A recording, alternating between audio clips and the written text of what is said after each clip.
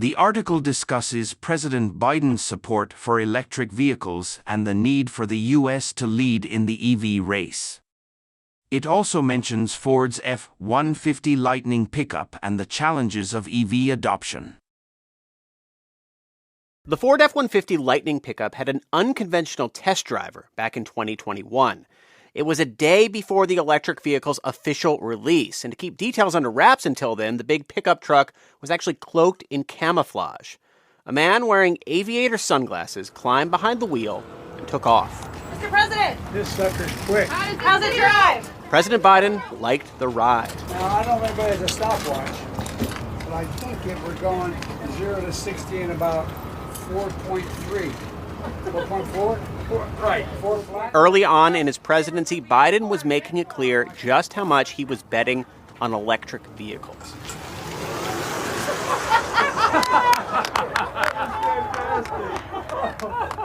All right, our best test driver ever. The longtime car guy, remember those fake Onion articles about Biden working on old hot rods back when he was vice president? Well, he had set big goals of boosting American manufacturing and slashing the country's greenhouse gas footprint. Shifting the country to electric vehicles would do both. So to show just how serious he was about all of it, Biden took the F-150 for a spin himself after touring Ford's Rogue Electric Vehicle Center in Dearborn, Michigan. My name is Joe Biden, and I'm a car guy. Delivering remarks, Biden said that electric was the future of the auto industry, but there was no turning back. The real question is whether we'll lead or we'll fall behind in the race to the future. His administration set the ambitious goal of having half of all new vehicle sales be electric by 2030. And Biden accelerated that goal earlier this year when the White House proposed strict new automobile pollution limits that could require as many as 2/3 of new vehicles sold in the U.S. to be electric by 2032. But even as more than 1 million EVs were sold in the U.S. this year, there have been a few speed bumps in recent months. Standardizing the plug types, the charging speeds, and the payment systems at public charging stations has taken time, and so has the physical construction of a national charging network that's partially funded by Biden's major infrastructure law. In fact, the first Biden-funded charging station only opened this month in Ohio, more than 2 years after the president test drove that Ford F-150. Speaking of Ford, it has become one of several automakers who have scaled back production of electric models, citing slowing demand. The model in question for Ford was the F-150 Lightning, the very same model that Biden used to kickstart public enthusiasm for EVs. Consider this. The Biden administration says when it comes to EVs, the United States is in the race of the future. But now, with the sale of electric vehicles seeming to slow, is the country at risk of falling behind? From NPR, I'm Scott Detrow. It's Friday, December 15th. It's Consider This from NPR. I'm Scott Detrow. So I'll be honest, I am somebody who wants to own an electric vehicle. I needed a new car this year, and I looked into it. But first of all, I live in a city with street parking, and I could not figure out a place to regularly charge the car. And second of all, I compared the cost. I even did that calculator on the EPA website where you put in how much money you could save in not buying gas, and the difference was not there. It just didn't justify how much more expensive the EV was. So I ended up getting a hybrid vehicle instead. And I am not alone. Experts say a big part of the recent slowdown in EV sales is consumers looking at the current state of things and deciding just to wait a few more years. To understand the state of EVs right now, I called up someone who's been keeping a close eye on this. Keith Barry, senior writer with Consumer Reports. Hey, Keith. Hey, Scott. How are you? I'm good, and I just want to start by ticking through some of the recent headlines of the past few weeks. On one hand, stuff like 1 million EVs sold in the U.S. this year. That's the first time we've crossed that mark. The first Biden-funded charger opens up. But then on the other side of the ledger, Ford scaling back productions on one of the most iconic of the new electric vehicles. Several other manufacturers have done the same in recent months. What would you say the state of things is? I would say the state of things remains what it has been for a while now. It's in flux. This is a new market. This is a new category. And the general public is just kind of dipping that toe in the water. We're finding a lot of folks are heading to Consumer Reports and to our articles about EVs are just, kind of off the charts in terms of interest. And at the same time, some of the other articles that people are looking at are, vehicles under $25,000. So we're in this weird place in the market as well, where people might be interested in these, but right now they might not be feeling comfortable enough to afford one. You look at the comments that auto executives have made in these quarterly calls or announcements about scaling back manufacturing or sales goals, and a lot of them are saying that interest just seems to be waning a little more than we thought right now. Are you seeing that? And is there a clear reason why interest is waning? I mean, is it what you just said right there? EVs are just still more expensive and people can't get over that hurdle? Yeah, I think we had some delays in getting some product out from GM that people were a little bit excited about.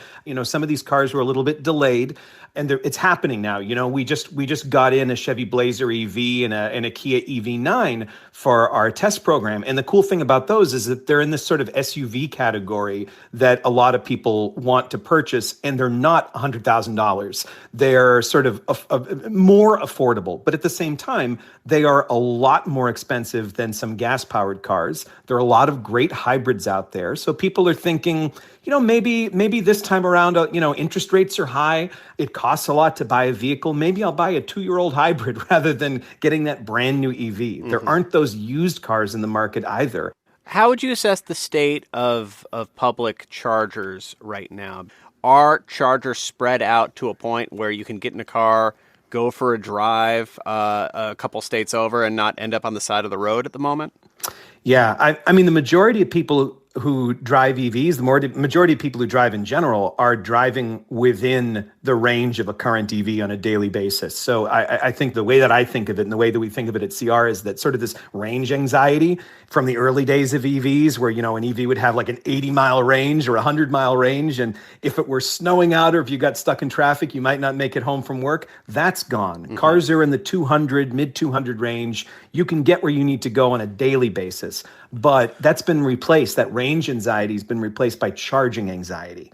There are more chargers than there ever were, and we're going to be getting more of them. But as of right now, if you're outside of kind of the coasts in California, there are fewer chargers as well. So I think people are also seeing that and thinking, maybe I'll wait a little bit until those chargers are fully built out. So in your expert Consumer Reports opinion, generally speaking, if you're talking to somebody who's interested, who really wants to go electric but is on the fence right now, is your general recommendation now is the moment, or if you can, hold off a little bit, wait for things to settle out a little bit more in the next year or so? It really depends on how you're going to use it. If you live somewhere where you can charge, where energy costs are low, you can afford it. There are some great lease deals on EVs because the tax credit does count for leased EVs, even if it doesn't count for cars that aren't leased. So you can get a very good deal there. Yeah, try it. Jump in, especially if you have another vehicle that you can use for the longest road trips. But if you live somewhere, if you're in California, of course, go out and buy an EV if you have a place that you can charge. Otherwise, there's some great hybrids out there. There are some plug-in hybrids that meet the needs for some people as well. So there are ways that you can get towards electrification without just fully jumping in. There's still a big distance between, a vehicle that's just a gas guzzler and a car that is fully electric. That's Keith Barry, senior writer with Consumer Reports. Thank you so much. Thanks for having me.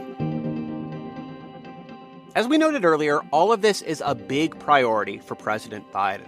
Two of the biggest laws he signed will spend billions of dollars on growing the EV market and the infrastructure needed to charge the cars. Biden's point person on all of this is former New Orleans Mayor Mitch Landrieu, who serves as Biden's infrastructure coordinator. We called him up, too. Let's start with this. How would you describe 2023 for electric vehicles? Well, I think we're all on go. I don't think there's any turning back. The days of the combustion engine, I think, are numbered. Every major auto manufacturer is moving in that direction.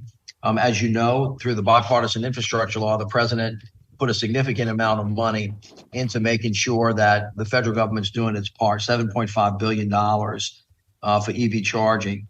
And $5 billion is going to the backbone of high-speed charges on every 50 miles on America's major roadways. So you see the private sector, all the auto manufacturers are moving in this direction. The folks that are buying these things are moving in that direction. So now it's just a matter of time. You say there's no going back, and there's some big milestones this year, like passing 1 million sales for the first time. But at the same time, in recent weeks, there's been a lot of reports, like one from just a few days ago, of Ford downgrading its production estimates for the coming years for the F-150, which got a lot of attention on EVs. A lot of these companies are saying, wait a second, we might not need as many as we thought we needed. Is that something that worries you? No, it's not unexpected. I mean, anytime you're trying a major transformation, you're going to have, go forward a couple steps, move back a little bit. But the direction is really, really clear and it's certain. As more automakers enter the EV space and more EV models proliferate, I mean, it's only natural that you're going to see these trend shifts. That's always been the case in the auto market. It's actually a sign of healthy competition. But listen, the data is really clear here. EV sales are continuing to increase overall, pretty much a 50% increase year on year. Also, the data reflects that businesses have announced more than $140 billion in investments in EVs and batteries. So it's like anything else. I mean, as we rebuild the country with infrastructure, this is the first time we're doing this. The expectation is we'll have stops and starts, but I think all the indications are pretty good. A lot of the surveys show that a lot of people who are interested say, I want to wait till there's more chargers out there. I just want to be sure. You mentioned before that $7.5 billion to build out the chargers. It's such a big part of the infrastructure law. What's the state of those investments? Where are things right now? I know the very first one funded with the law opened up in Ohio, but big picture, when can we start to see more and more of these on the roads? Actually, I mean, really, as we speak, remember, one of the things that's understandable because we live in an instant gratification society is if you pass a bill, everybody thinks like that's the end of it, when in fact, it's really just the beginning of it. And if you're building infrastructure, that takes longer rather than shorter. One of the reasons why it takes some time is because planning is critically important. We want to make sure that every state is following the guidelines to put these every 50 miles because, as you know, people mostly have range anxiety. So we're expecting a lot of progress in 2023, 2024. And then eventually it's going to sync up. The sales and the EV charges will sync up. And, my prediction is in the not too distant future, in the next couple of years, people are going to go, wow, this is actually working the way it was designed. There was no reason to believe that we can't get there or that we won't get there in time. So just to sum this up, the charging stations are being built. Construction's underway for new battery plants all across the U.S. Companies are building more electric vehicles. But we're at this point of kind of a question mark of the market, right? Companies are saying maybe not as fast as we thought. We're still figuring this out. What do you think the 1 or 2 or 3 biggest challenges are over the next few years to make sure that trend keeps going up? Well, first of all, I don't completely disagree with your statement, but I wouldn't color it that negative. I think it's not unexpected at all for there to be a little bit of a retrenchment. I think the data is pretty clear heading in one direction. And so I absolutely feel very confident that we're going to get there. Again, like anything else, when you start getting stuff done, as opposed to talking about it, you're always going to run into trouble. But let me just say this, for all the headlines written in the last 6 months about how EV demand is faltering, the data really doesn't support it. I mean, sales of passenger EVs are on pace to hit 14 million this year, which is up 36% from 2022. And in the United States, where most of the concerns on demand have been raised, sales are growing even faster, and they're going to be up 50% this year. So I think the narrative here is critically important. It's not like we're kind of moving backwards. We're not moving as fast as forward as we thought. My guess is that things are going to, at some point in time, meet up. It's just one of these things. It takes time and it takes work. That's White House infrastructure czar Mitch Landrieu. It's Consider This from NPR. I'm Scott Detrow.